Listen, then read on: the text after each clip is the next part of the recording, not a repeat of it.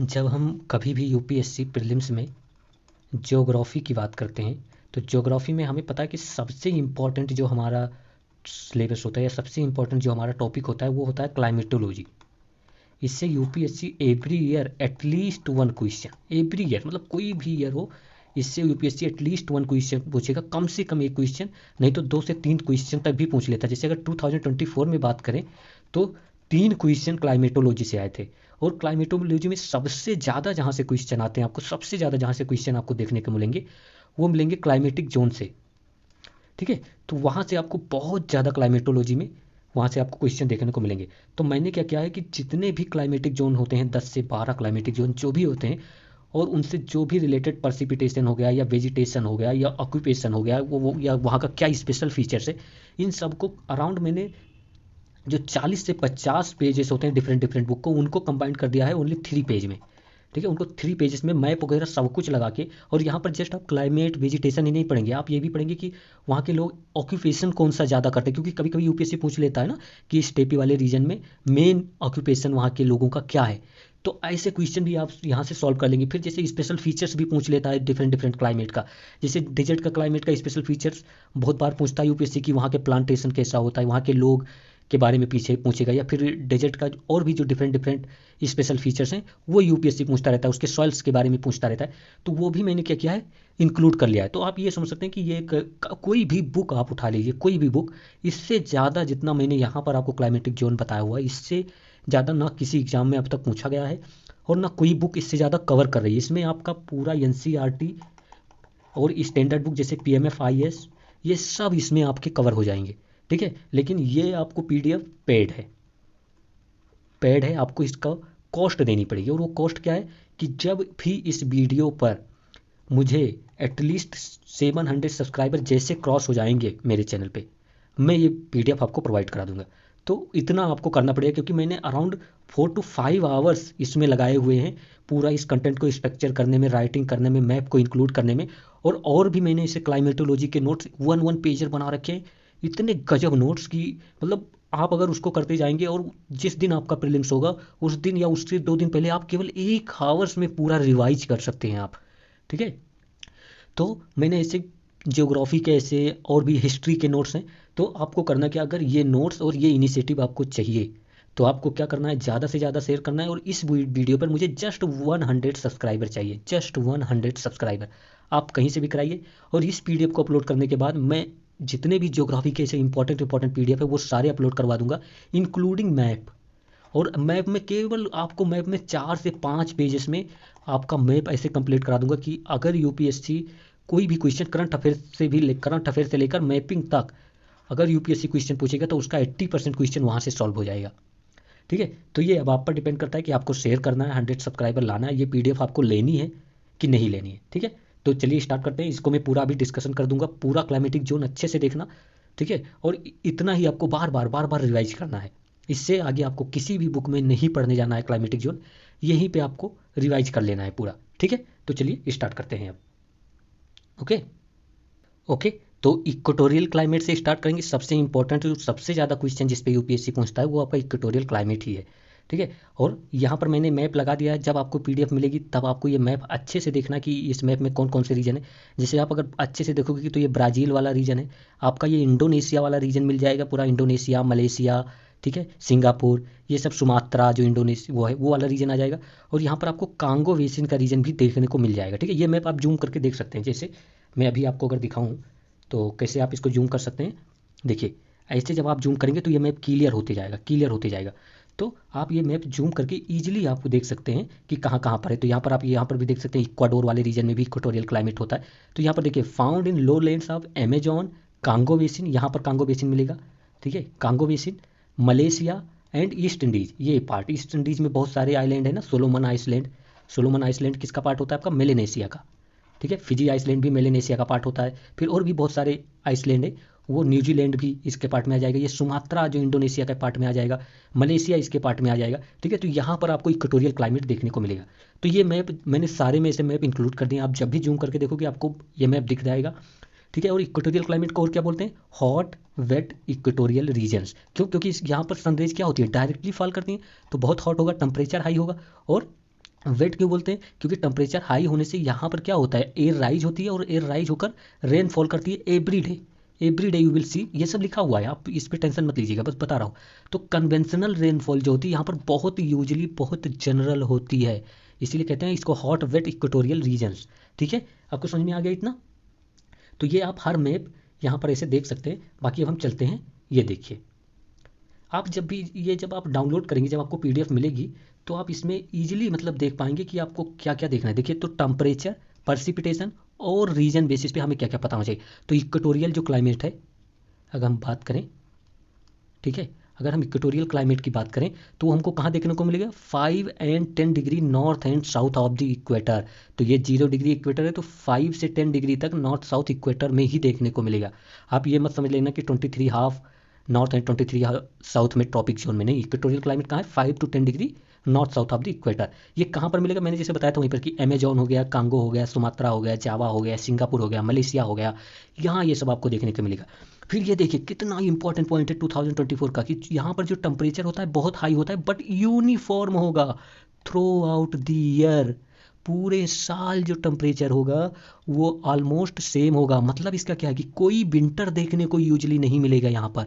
यहाँ पर आपको विंटर सीजन का इंजॉयमेंट, बिल्कुल डिस्टिंक्ट विंटर सीजन नहीं मिलेगा। ठीक है, फिर ये देखिए ये point, low diurnal and annual range of temperature. ये सब पॉइंट जानते हो, यूपीएससी डायरेक्टली पूछेगा आपसे, डायरेक्टली ये सब पॉइंट पूछेगा, और एक बुक में आपको ये देखने को नहीं मिलेंगे। लो डायurnal टेम्परेचर मतलब डे और नाइट के टेम्परेचर में ज़्यादा डिफरेंस नहीं मिलेगा। और वैसे क्या, एनुअल रेंज ऑफ टेम्परेचर मतलब सबसे कोल्डेस्ट मंथ और सबसे वार्मेस्ट मंथ में भी बहुत ज़्यादा आपको डिफरेंस नहीं देखने को मिलेगा। इसीलिए मैंने क्या कहा पहले ही कि हाई टेम्परेचर यूनिफॉर्मिटी होती है यहाँ पर पूरे साल। ठीक है, फिर यहाँ पर आप यहाँ पर देखिए, मैंने यहाँ पर लिख दिया कि हाई रेनफॉल आपको यहाँ देखने को मिलेगा। और वो रेनफॉल क्यों होगा, क्योंकि टेम्परेचर हाई होता है, एयर जो होगी राइज होगी, तो वो रेनफॉल जनरली क्या होगा, कन्वेंशनल रेनफॉल होगा। क्या होगा, कन्वेंशनल रेनफॉल होगा। ठीक है, कन्वेक्शनल। ठीक है, तो ये आप याद रखेंगे। कन्वेक्शनल जो कन्वेक्शन करंट हो यहाँ पर, कन्वेंशनल इसको मैं सही कर दूंगा। आप यहाँ पर पता है ना, आपको इतना तो पता ही है कि कम कन्वेक्शनल होता है, कन्वेक्शनल रेनफॉल होगी ना, कन्वेक्शन करंट जो एयर राइज होती है उससे। तो आप बताइए कि टेम्परेचर और पर्सिपिटेशन और रीजन में इससे ज़्यादा क्या यूपीएससी आपसे पूछेगा, नहीं पूछेगा। ठीक है, बाकी अभी और आगे देखेंगे, स्पेशल फीचर में भी मैंने कुछ ही इसके पॉइंट लगा रखे हैं जो स्पेशली उसी के लिए अप्लीकेबल होता है। ठीक है, फिर यहाँ पर देखिए वेजिटेशन के बारे में देखिए, कौन कौन से ट्रॉपिकल रेन फॉरेस्ट आपको मिलेंगे जो कि लग्जूरियन टाइप के वेजिटेशन होते हैं। और जब हम स्पेशली अमेजॉन फॉरेस्ट की बात करते हैं तो वहाँ पर जो ट्रॉपिकल रेन फॉरेस्ट है उनको सेलवास कहते हैं। उनको क्या कहते हैं, सेलवास कहते हैं। और ये पूरे सीजन ग्रो करते हैं, क्योंकि पूरे सीजन इनको टेम्परेचर मिलता है, सनलाइट मिलता है, रेनफॉल मिलता है ना, समझ रहे हो ना। फिर यहाँ पर जो ट्रीज होंगी वो ये एवरग्रीन, हमेशा हरा भरा होगा। मतलब यहाँ की ट्रीज क्या होगी, हमेशा हरा भरा होगी। ठीक है, फिर यहाँ पर जो ट्रीज मिलती हैं वो हार्डवुड होती हैं, जैसे कि ebony, mahogany, cocoa, palm oil, hardwood. तो ये हार्डवुड ट्रीज होंगी, जैसे कोकोआ, इबोनी, महोगनी। और एक ट्रीज में बता दूँ तो आइनी। ठीक है, मैं इसको ऐड कर दूंगा अगर नहीं ऐड है इसमें, आगे देखूंगा तो। ठीक है, फिर यहाँ पर आपको क्या मिलेगा, हाई वैरायटी ऑफ वेजिटेशन, मतलब बहुत आप कह सकते हैं कि वेजिटेशन की स्पीसीज बहुत ज़्यादा मिलेगी, डाइवर्सिटी बहुत ज़्यादा मिलेगी इसमें। बट ये पॉइंट बहुत ही यूनिक है, नो प्योर स्टैंड्स। जो यहाँ पर आपके ट्रीज मिलेंगे वो बहुत ही आपको सीधे नहीं देखने को मिलेंगे, वो ऐसे ऐसे ऐसे टेढ़े मेढ़े। तो यहाँ पर कोई प्योर स्टैंड नहीं है, तो इसीलिए इनका जो कमर्शियल यूज है, जो लंबरिंग यहाँ पर आपकी है, वो ज़्यादा प्रॉफिटेबल नहीं होगी। कमर्शियल यूज ऑफ ट्रीज इनका ज़्यादा नहीं होता। ठीक है, तो they are lumbering in this region are not very profitable, बहुत ज़्यादा प्रॉफिटेबल लंबरिंग नहीं होगा। फिर सॉयल की बात करें तो ये बहुत फर्टाइल नहीं होगी। क्यों नहीं होगी, क्योंकि पहली बात यहाँ पर क्या होता है, टेम्परेचर हाई होने से क्या होगा, टेम्परेचर हाई होने से डिकम्पोजिशन रेट जो होगा वो हाई होगा। ठीक है, तो जल्दी से न्यूट्रिएंट जो होंगे वो डिकम्पोज हो जाएंगे, वो अब्जॉर्ब कर लिए जाएंगे डिफरेंट डिफरेंट ट्रीज के द्वारा, क्योंकि डाइवर्सिटी भी ट्रीज की जाती है। और एक मोस्ट इंपॉर्टेंट रीजन क्या होता है कि रेनफॉल के रीजन से इरोजन भी होता है यहाँ पर, तो रेनफॉल इरोजन भी आपको थोड़ा देखने को मिलेगा। ठीक है, तो ये आप याद रखेंगे। तो ये सारे पॉइंट आप पूरा याद रखेंगे। जो जो पॉइंट मैं एक्स्ट्रा बता रहा हूँ जो नहीं इंक्लूड है वो मैं खुद इंक्लूड करके आपको दे दूंगा। ये पॉइंट मुझे कैसे याद रहा, ये इंटरलिंक्ड पॉइंट है। आपको जैसे मैंने कहा था सॉइल इज नॉट फर्टाइल, तब तैसे अगर आपने कहीं भी पढ़ा तो आपको याद आ जाना चाहिए, क्योंकि डिकम्पोजिशन रेट ज़्यादा होगा वहाँ पर, जो डिकम्पोजर इंसेक्ट होंगे वो ज़्यादा होंगे, तो जल्दी से वो न्यूट्रिएंट एब्जॉर्ब करके ख़त्म कर देंगे। ठीक है, और फिर वहाँ पर ट्रीज ज़्यादा होंगी तो इसीलिए नॉट फर्टाइल ज़्यादा होगा, क्योंकि ट्रीज जल्दी से एब्जॉर्ब कर लेंगी न्यूट्रिएंट को। ठीक है, बाकी आपको इतना पता होना चाहिए।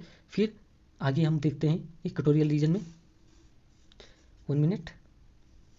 हाँ, अब देखिए यहाँ पर हम ऑक्यूपेशन की बात करेंगे। देखिए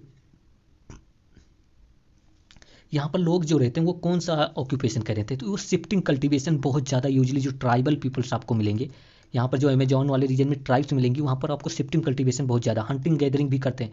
फिर प्लांटेशन, जो प्लांटेशन एग्रीकल्चर है, जैसे पाम ऑयल क्या है, प्लांटेशन से रिलेटेड है। रबर, रबर क्या है, प्लांटेशन एग्रीकल्चर। तो प्लांटेशन एग्रीकल्चर आपको यहाँ पर बहुत ज़्यादा मिलेगा।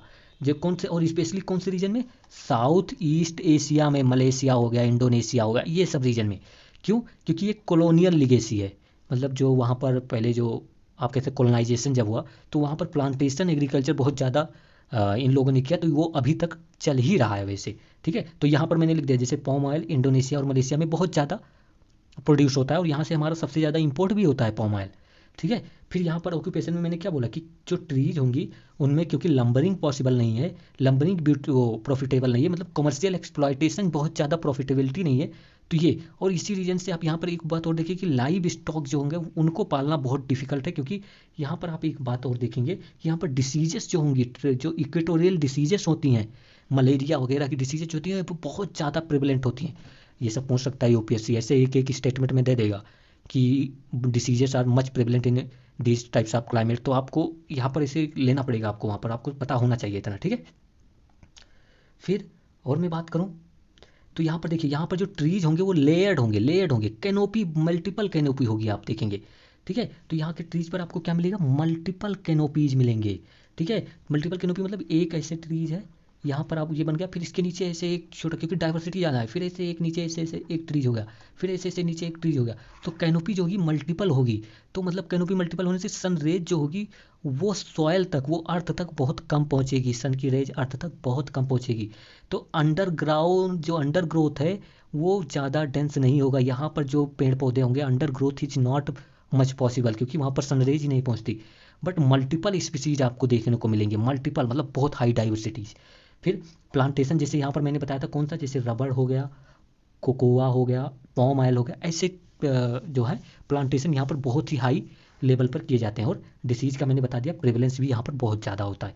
तो इक्वेटोरियल क्लाइमेट के बारे में इतने पॉइंट आपको पता होने चाहिए, मैंने सारे पॉइंट आपको बता दिए। ठीक है, बट यहाँ पर मैंने एक, यहाँ पर देखिए मैंने कुछ ऐड कर रखा है, यहाँ पर मैंने ऐड किया हुआ है कि ये यूपीएससी 2024 में यूपीएससी ने पूछा क्वेश्चन, इसीलिए मैंने इसको ऐड किया है। ठीक है, तो ये जो मरीन वेस्ट क्लाइमेट है, या इसको आप कह सकते हैं ब्रिटिश क्लाइमेट, जो ये ब्रिटिश टाइप ऑफ क्लाइमेट होता है ना, इसको मरीन वेस्ट कोस्ट क्लाइमेट भी कहते हैं। यहाँ पर भी आपको थ्रू आउट द ईयर पर्सिपिटेशन देखने को मिलेगा, जैसे इक्वेटोरियल क्लाइमेट में हमको थ्रू आउट द ईयर पर्सिपिटेशन देखने को मिलता है, वैसे यहाँ पर भी मिलेगा।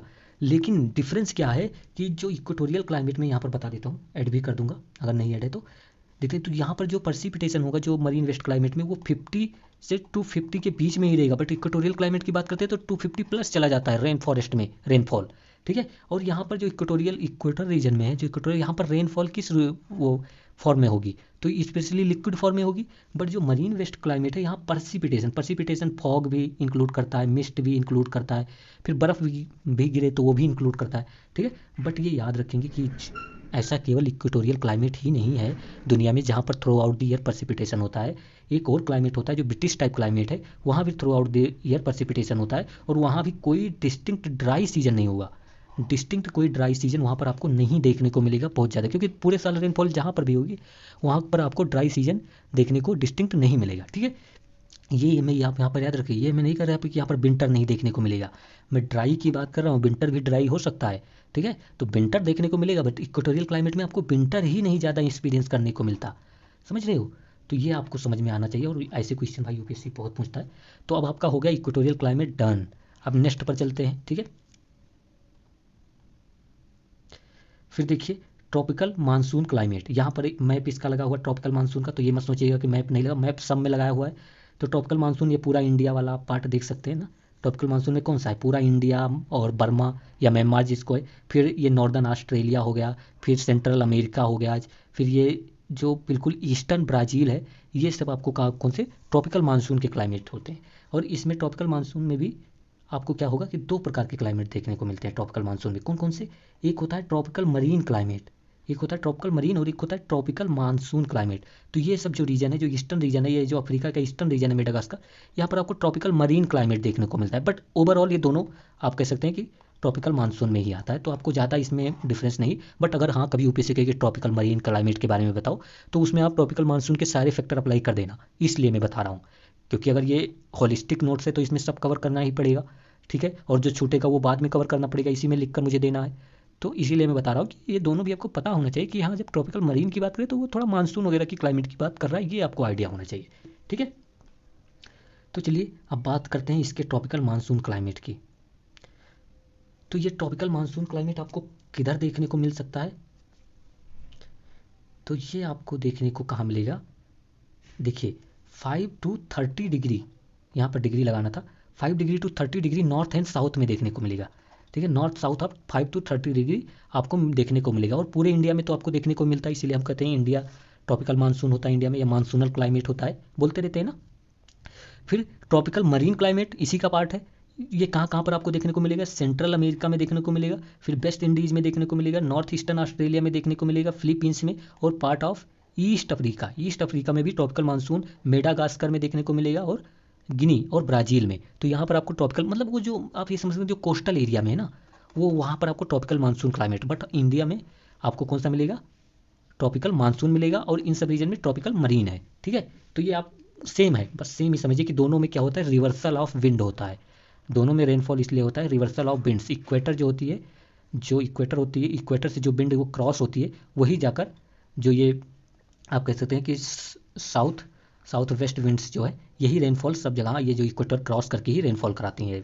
तो ये सब रिवर्सल विंड से होता है, ठीक है। तो यहाँ पर आपको इतना समझ में आ गया। बाकी देखते हैं, अब कह रहा है कि इसमें देखिए ट्रॉपिकल मानसून के बारे में देखते हैं। यहाँ पर देखिए ये आप कौन सा देखने जा रहे हैं, कंफ्यूज मत होना। ये जब आप डाउनलोड करेंगे तो आपको पता चल जाएगा। ये टेम्परेचर, पर्सिपिटेशन और रीजन की बात होगी, यहाँ पर लोकेशन की बात होगी, ठीक है। तो इंडियन सब कॉन्टिनेंट में पाया जाता है, बर्मा में पाया जाता है, ठीक है, थाईलैंड में हो गया, लाओस में हो गया, कंबोडिया में हो गया।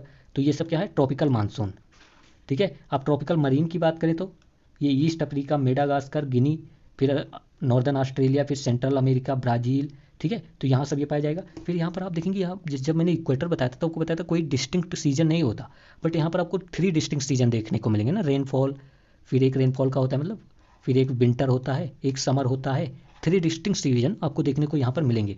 और रेनफॉल जो कंसनट्रेटेड होती है वो समर रेनफॉल यूजुअली होगी, ऐसे सभी, चाहे वो ट्रॉपिकल मरीन हो या कैसा भी हो। यहाँ पर आपको कौन सी रेनफॉल देखने को मिलेगी? Summer rainfall. मतलब कि यहाँ क्या कह रहा है कि विंटर जो होगा वो यूजली ड्राई होगा। विंटर क्या होगा? ड्राई होगा यूजली। इतना आपको पता चल गया इसमें। फिर अगर हम बात करें थोड़ा यहाँ पर वेजिटेशन वगैरह की, तो भी देख लेते हैं। देखिए यहाँ पर डेसिडुअस ट्रीज जो हैं, या मोस्ट अबंडेंट ट्री जो होती हैं वो डेसिडुअस ट्रीज होती हैं। और जब हम इंडिया की बात करते हैं तो वहाँ पर कौन सी डेसिडुअस, सबसे ज़्यादा डेसिडुअस ट्री कौन सी होती है? तो मोइस्ट डेसिडुअस फॉरेस्ट इंडिया में सबसे ज़्यादा मिलेगा आपको, मोइस्ट डेसिडुअस, ओके। फिर यहाँ पर जो फॉरेस्ट होंगे वो बहुत अच्छा टिम्बर, उनका टिम्बर जो होता है, उनसे जो आप कह सकते हैं फॉरेस्ट रिसोर्स जो होता है बहुत अच्छा होता है, और ड्यूरेबल हार्डवुड होते हैं यहाँ पर, ठीक है। तो यहाँ पर आप कह सकते हैं कि कमर्शियल यूज ऑफ फॉरेस्ट बहुत ही अच्छा है, यहाँ पर कमर्शियल यूज ऑफ फॉरेस्ट बहुत ही हाई लेवल पर होता है। कौन कौन से फॉरेस्ट होते हैं यहाँ पर? साल हो गया, टीक हो गया, बम्बू हो गया, अकेसिया हो गया, यूकेलिप्टस हो गए। यूकेलिप्टस स्पेशली ऑस्ट्रेलिया वाले रीजन में, ठीक है। तो यहाँ पर और भी कौन से ऐड कर सकते हो? शीशम ऐड कर सकते हो, ठीक है। तो ये सब कौन से फॉरेस्ट हैं? आप यहाँ पर कहेंगे कि मोस्ट डेसिडियस फॉरेस्ट हैं, और ये यहाँ पर आपको ऐसे फॉरेस्ट ट्रीज यहाँ पर मिलेंगे, ठीक है। फिर देखिए यहाँ पर एग्रीकल्चर की बात करें हम, एग्रीकल्चर, अगर यहाँ पर अब ऑक्यूपेशन वाले एरिया में आ गए हैं, ऑक्यूपेशन, तो एग्रीकल्चर होता है इंडिया में, देख सकते हैं आप। लंबरिंग, मैंने कहा था ना, लंबरिंग मतलब कमर्शियल यूज ऑफ फॉरेस्ट बहुत ही अच्छा है यहाँ पर, बहुत ही प्रॉफिटेबल। इक्वेटोरियल में नहीं था लेकिन यहाँ पर है। फिर टिम्बर, मैं वही कहा मैंने, जो वहाँ से फॉरेस्ट रिसोर्स जो है is extensively use for the ship building, furniture and others. तो उन सब का यूज किया जाता है। फिर कंस्ट्रक्शनल पर्पस के लिए भी यूज किया जाता है। और यहाँ पर कल्टीवेशन क्या होगा? राइस हो गया, कॉटन हो गया, एंड प्लांटेशन क्रॉप भी कुछ एरिया में होती है, जैसे ब्राज़ील वगैरह के एरिया में।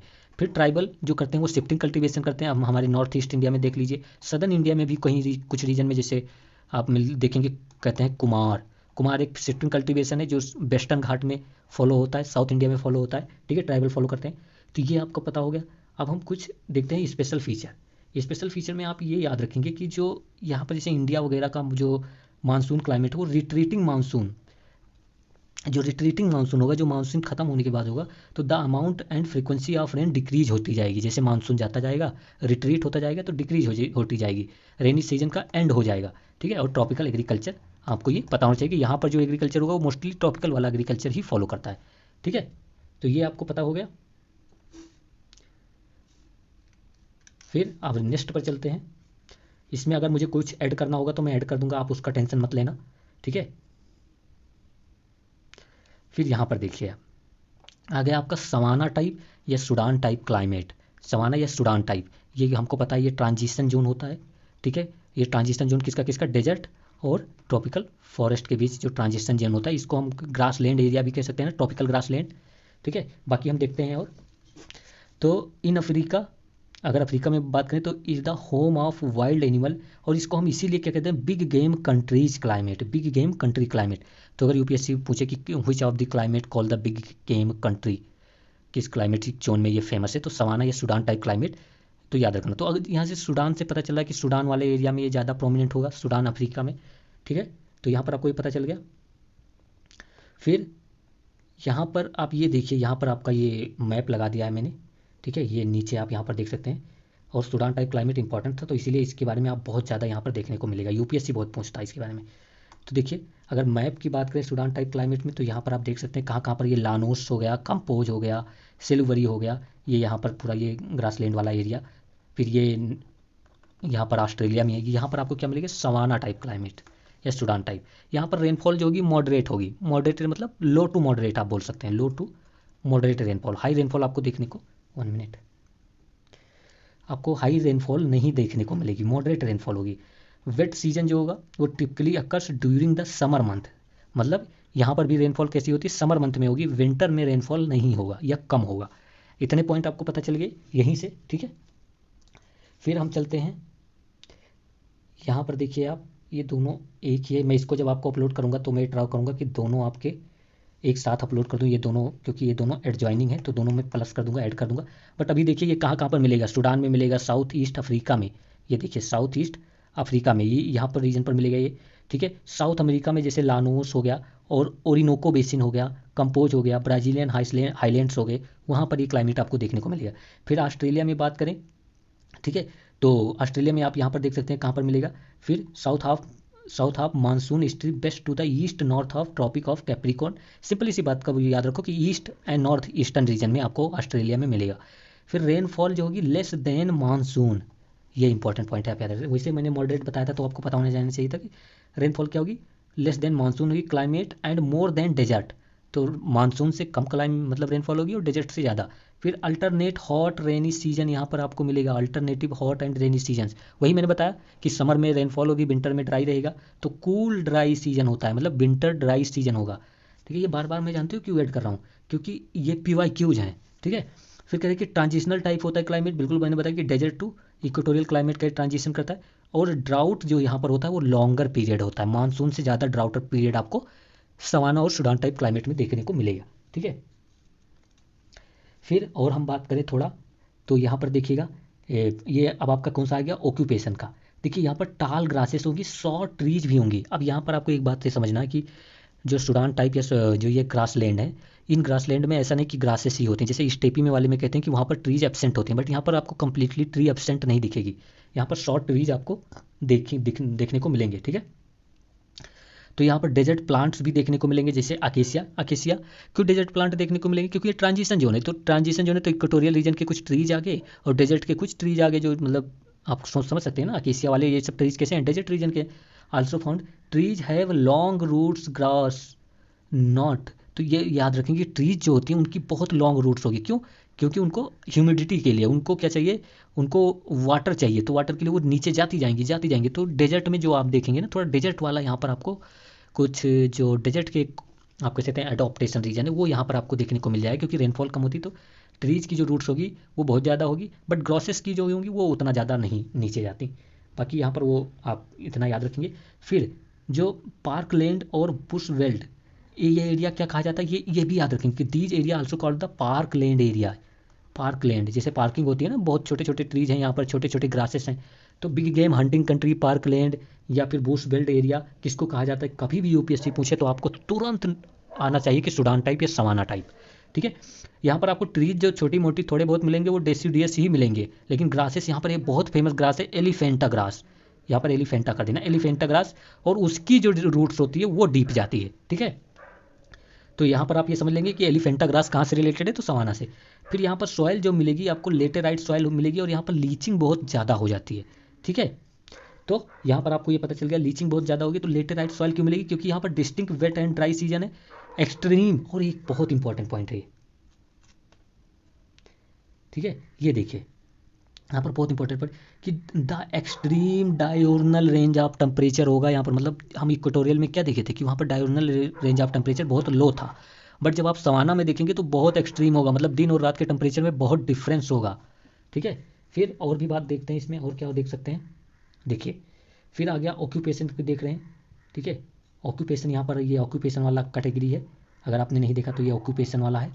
ठीक है, तो यहाँ पर पास्चोरलिस्ट, बिल्कुल पास्चोरलिस्ट ग्रास लैंड है, तो यहाँ पर ये मसाई है, यहाँ पर आपको मसाई ट्राइब देखने को मिल जाएंगी केन्या वाले रीजन में। ठीक है, केन्या वाले रीजन में जो पास्चोरलिस्ट है, बिग गेम कंट्री बोलते ही हैं, हंटिंग वगैरह एनिमल की यहाँ बहुत ज़्यादा होती है। फिर इरीगेशन की ज़रूरत होती है कल्टीवेशन के लिए, तो मानो चलो ठीक है, मसाई ट्राइब यहाँ मैंने लिख दिया इसीलिए फिर से, तो आप बोलेंगे नहीं। ठीक है, फिर यहाँ मैंने ये पॉइंट क्यों लिखा, क्योंकि ये यूपीएससी ने डायरेक्टली पूछा है, तो मैंने इसको हाईलाइट कर दिया कि जो टाल ग्रासेस हैं एंड शॉर्ट ट्रीज हैं यहाँ पर ये कॉम्बिनेशन मिलेगा। द टर्म्स जो पार्क लैंड और Bush belt is also used for these types of climates. ठीक है, तो फिर वही यहाँ पर बात हो गई कि ट्रीज जो होंगी डेसिडियस होंगी, और वो एडॉप्टेशन शो करती हैं ड्राउट से लड़ने का, मतलब क्या यहाँ पर कि डेजर्ट टाइप ऑफ एडॉप्टेशन कुछ ट्रीज यहाँ पर जो है वो शो करते हैं। ठीक है, फिर अगर हम बात करें यहाँ पर देखिए स्पेशल फीचर में फिर कौन कौन सा आपको देखने को मिल जाएगा, एक एक वर्ड देखेंगे। एक्सट्रीम डायोर्नल टेम्परेचर देखने को मिलेगा, ड्रॉट्स जो होगा वो लॉन्ग पीरियड होगा, कैटल कंट्रीज है, cattle rearing big game country कहते हैं, नेशनल पार्क्स यहाँ पर आपको बहुत सारे नेशनल पार्क देखने को मिल जाएंगे। तो यूपीएससी कभी पूछे तो आप ये याद रखना, एक एक वर्ड यूपीएससी पूछ सकता है। फिर यहाँ पर देखिए, यहाँ जो द सिरिंगेटी प्लेन्स है, सिरिंगेटी प्लेन जो है ये मैंने गूगल से देख के ऐड किया है, प्लेन्स ऑफ तंजानिया। तो अगर यूपीएससी पूछे कि सिरिंगेटी प्लेन्स ऑफ तंजानिया, फिर vast acacia plains of East Africa, फिर the savanna of Venezuela's and Australian savanna, तो इसमें दो specially Serengeti and vast acacia. तो अगर कभी यूपीएससी कहे सिरिंगेटी प्लेन्स किस क्लाइमेट से रिलेटेड है, तो आपको पता होना चाहिए सवाना, और ये तंजानिया में पड़ता है। वैसे अगर पूछे कि द वास्ट अकेसिया प्लेन के कहाँ से, तो ईस्ट अफ्रीका में, इतना आपको पता होना चाहिए। ठीक है, तो ये आप याद रखेंगे। तो इतना आपको सवाना टाइप के क्लाइमेट में देखना था, मैंने बता दिया सवाना टाइप का क्लाइमेट। आप देखते हैं मेडिटेरियन क्लाइमेट, बहुत इंपॉर्टेंट ये भी होता है मेडिटेरियन। ठीक है, तो मेडिटेरियन देखते हैं। मेडिटेरियन में पहले यहाँ पर आप ये लोग देख सकते हैं कि लोकेशन क्या कौन कौन सी होती है। तो मेडिटेरियन क्लाइमेट में अगर लोकेशन की बात करेंगे तो पूरा मेडिटेरियन वाला रीजन आ जाएगा, और यहाँ पर दो विंड भी याद रख सकते हैं, मिस्ट्राल एंड सिरोको विंड्स। फिर आपको क्या, ये आपको यूकाटन पेनिनसुला के जो ये रीजन जो है ये भी आपको मिल जाएगा, मतलब आप कह सकते हैं कि मतलब ईस्ट साउथ अमेरिका, या ये इस रीजन में आपको भी देखने को मिलेगा मेडिटेरियन क्लाइमेट। ठीक है, और आपको कहाँ पर, कैलिफोर्निया वाले रीजन में। ठीक है, तो ये कुछ रीजन है। फिर यहाँ पर आपको देखने को मिल जाएगा चिली, और चिली रीजन में साउथ अफ्रीका में, Cape of Town South Africa में भी आपको देखने को मिल जाएगा मेडिटेरियन क्लाइमेट। बस सबसे ज़्यादा प्रोनाउंस कहाँ पर होता है, मेडिटेरियन रीजन की कंट्रीज के पास, अल्जीरिया हो गया, मोरक्कोज हो गए, इन सब कंट्रीज में बहुत ज़्यादा प्रोनाउंसमेंट है, या बहुत ज़्यादा देखने को आपको मिलेगा। ठीक है, तो वहाँ से आपको लोकेशन ही कई बार पूछ लेता है यूपीएससी। फिर मेडिटेरेनियन क्लाइमेट करे, या फिर कहे कि the warm temperate western margin. ठीक है, अगर वेस्टर्न मार्जिन क्लाइमेट की बात करेगा तो भी इसका मतलब वो किसकी बात कर रहा है, मेडिटेरेनियन की बात कर रहा है। फिर या इसमें देखिए the basic cause of this type of climate is the shifting of the wind belts, shifting of the wind belt cause the rainfall in this climate. इसीलिए यहाँ पर आपको क्या देखने को मिलेगा, विंटर रेनफॉल, आपको यहाँ पर विंटर रेनफॉल मिलेगा। अभी आपको मैं दिखाता हूँ, देखिए यहाँ पर ये आ गया हमें रीजन वाले में, ये रीजन वाला वो है कॉलम, रीजन और टेम्परेचर वाला, लोकेशन टेम्परेचर प्रेसिपिटेशन वाला। तो देखिए western portion of continental mass between 30 degree to 40 degree पर ये क्लाइमेट आपको देखने को मिलेगा, बिटवीन 30 टू 40 या 45 भी बोल सकते हो, कोई इशू नहीं। ठीक है, तो कहाँ पर देखने को मिलेगा, मेडिटेरेनियन सी के अराउंड जो कंट्रीज हैं, कैलिफोर्निया, चिली में। और यहाँ पर समर जो होगा वो वार्म होगा, मतलब समर जो होगा वो वार्म होगा, और रेनफॉल जो नॉर्मली होता है वो 25 इंचेस ही होता है। ठीक है, ये आपको नहीं पढ़ना, यहाँ पर ये नहीं है। ठीक है, तो समर वार्म होगा, ये इसलिए मैंने राइट कर दिया अनरिलायबल रेनफॉल, ये छोड़ ही देना आप, इसको समझाने का भी कोई वो नहीं। तो यहाँ पर इतना आप याद रखना।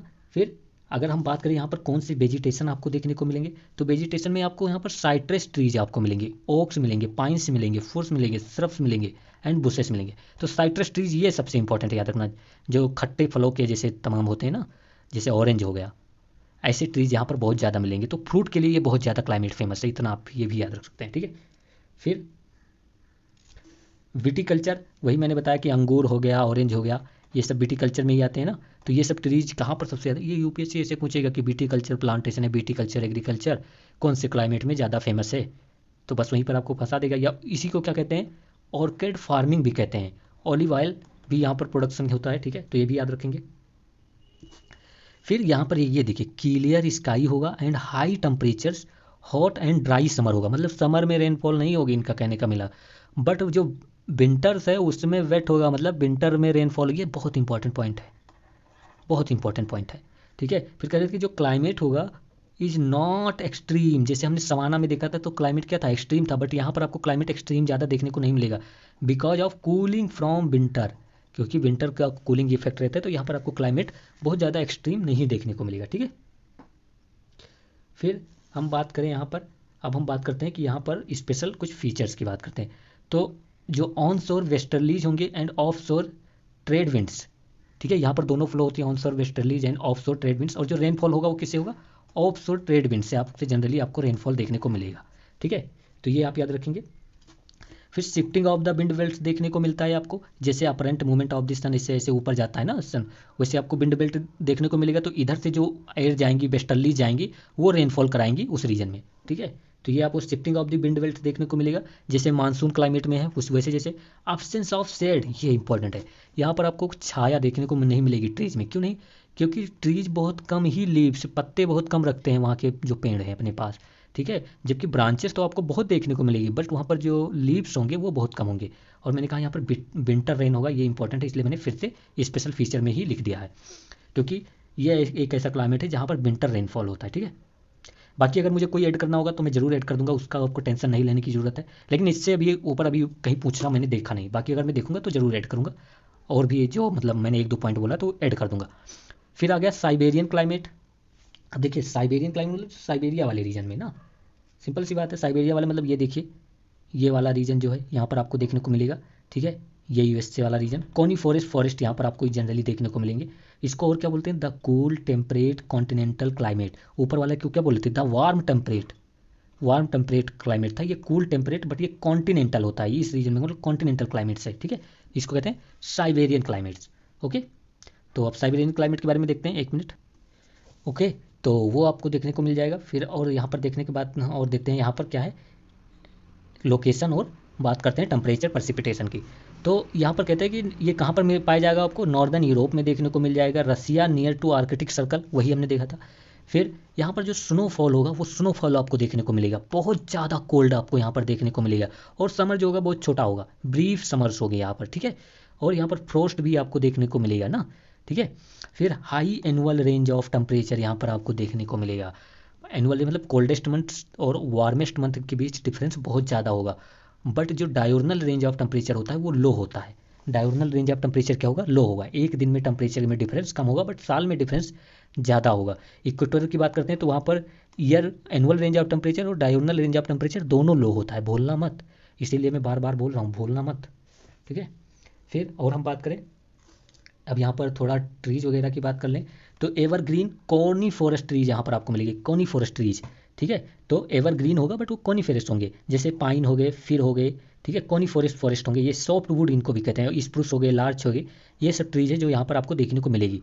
फिर इसको यहाँ पर टैगा है ये, ठीक है, ये टैगा, ये सॉफ्ट वुड ट्रीज होती है। वेजिटेशन जो होता है merge with the tundra vegetation on towards north. तो यहाँ पर आप कहते हैं ट्री टैगा ट्रीज जो के जैसे नॉर्थ की तरफ जाएंगे तो टैगा ट्रीज इंक्रीज हो जाएंगी, तो उनके भी कुछ ट्रीज के टाइप से वो मिल जाएंगे। नहीं पता है तो ये छोड़ भी देंगे, तब भी कोई नहीं होगा। एवरग्रीन कॉनी फॉरेस्ट ट्रीज मिलेगा, एग्जाम्पल जैसे स्प्रूस हो गया, लार्च हो गया, फिर हो गया, पाइन हो गया, और ये सॉफ्ट वुड होते हैं। तो इसीलिए आप जब देखेंगे तो इनके पेपर और पल्प इंडस्ट्री ऑक्यूपेशन में यहाँ पर बहुत ज़्यादा ग्रो करती है। यूपीएससी से पूछेगा कि पेपर पल्प इंडस्ट्री किस क्लाइमेट में ज़्यादा ग्रो करेगी, तो यहाँ पर, ठीक है। फिर अगर हम बात करें कि यहाँ पर पेपर पल्प इंडस्ट्री हो गया, फर्नीचर मेकिंग हो गया, लंबरिंग भी बहुत अच्छा, कमर्शियल यूज भी बहुत अच्छा होगा। फिर the extreme of temperature are so great in Siberia that it is often refer to as the cold pole of the earth. तो ये भी आप याद रखें, cold pole of the earth भी इसको कहा जाता है, ठीक है। फिर यहाँ पर ट्रीज जो होंगी वो प्योर स्टैंड्स होंगी। हमने क्या देखा था इक्वेटोरियल में, हमने यही तो देखा था कि वहाँ पर ट्रीज जो होती हैं वो प्योर स्टैंड नहीं होती, बट यहाँ पर जो ट्रीज हैं वो प्योर स्टैंड देखने को मिलेंगी, ठीक है। फिर और आपको क्या है, और देखते हैं।